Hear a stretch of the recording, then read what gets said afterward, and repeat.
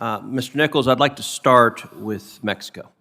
I am increasingly concerned that the Mexican government is engaged in a systematic campaign to undermine American companies, and especially American energy companies, that have invested in our shared prosperity and in the future of the Mexican people and economy. Over the past 5 months, Mexican regulators have shut down 3 privately owned fuel storage terminals. Among those, they shut down a fuel terminal in Tuxpan, which is run by an American company based in Texas, and which transports fuel on ships owned by American companies. This is a pattern of sustained discrimination against American companies. And I worry that the Mexican government's ultimate aim is to roll back the country's historic 2013 energy sector liberalization reforms in favor of Mexico's mismanaged and failing state-owned energy companies. The only way the Mexican government is going to slow and reverse their campaign is if the United States government conveys clearly and candidly that their efforts pose a serious threat to our relationship and to our shared economic interests. I hope that the Biden administration is willing to do that, and I want to ask you some questions about that specifically.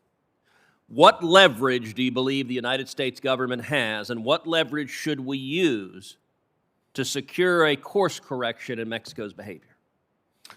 So we have an incredibly complex and rich relationship with Mexico. We have a structure for that relationship under the USMCA, and the integration of our energy markets in North America and our supply chains in North America is critical. We're Mexico's largest trading partner, and thousands and thousands of Americans and Mexicans cross the border every day as part of that relationship. How concerned are you about the Mexican government's behavior, and in particular their targeting of American companies?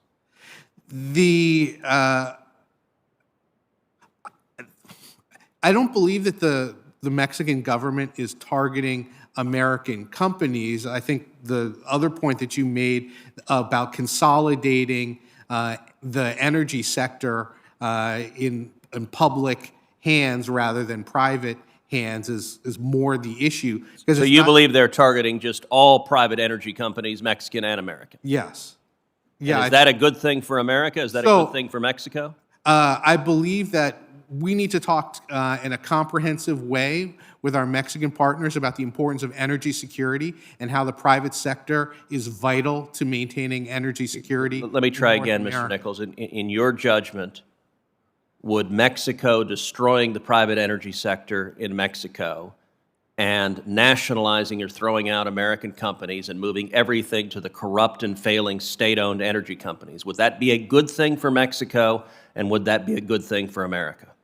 It's important that we talk to Mexico about a future of reliable energy, a future where our energy markets can remain integrated, where the private sector plays a leading role, particularly in working together to achieve I have to say, Mr. Nichols, that your answer is discouraging, because if you're not willing to tell me candidly that Mexico nationalizing energy and targeting American companies is a bad thing, then I have even less confident that you're willing to convey that to Mexico. Let me shift to another country, Colombia. This morning, the Biden administration removed the FARC, the Revolutionary Armed Forces of Colombia, from the list of foreign terrorist organizations.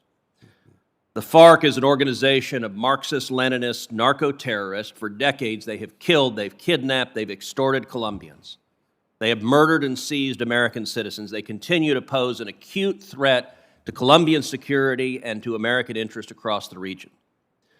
This is sadly a part of a pattern of Biden foreign policy when it comes to dealing with terrorists, and it is a pattern of appeasement and weakness towards terrorists. It's a pattern we've seen with the Taliban and the absolute disaster in Afghanistan. It's a pattern we've seen with the Houthis in Yemen, where again the Biden administration lifted sanctions on them, and it's a pattern that has led to disaster. Given that appeasement didn't work with the Houthis in Yemen, given that it didn't work with the Taliban in Afghanistan, why does the administration believe that weakness and appeasement and delisting the FARC as terrorists will produce anything but terrible results in Colombia? What makes you think weakness towards these terrorists is going to be successful? Thank you, Senator. The administration is focused on the current terror threat. We designated the FARC-EP and the Segunda Marquetalia, the two active elements that are carrying out terrorist attacks. We continue to have a $10 million reward for alias Ivan Marquez, the head of the Segunda Marquetalia. We are focusing on supporting the peace process 5 years in, and those elements of the Okay, prior final FARC question, because my time has expired. If and when the FARC responds to being delisted with more violence and more terrorism, will you commit to coming before this committee and admitting that it was a mistake to pretend they weren't terrorists and it was a mistake for President Biden to delist them today? I'm always available to appear before this committee.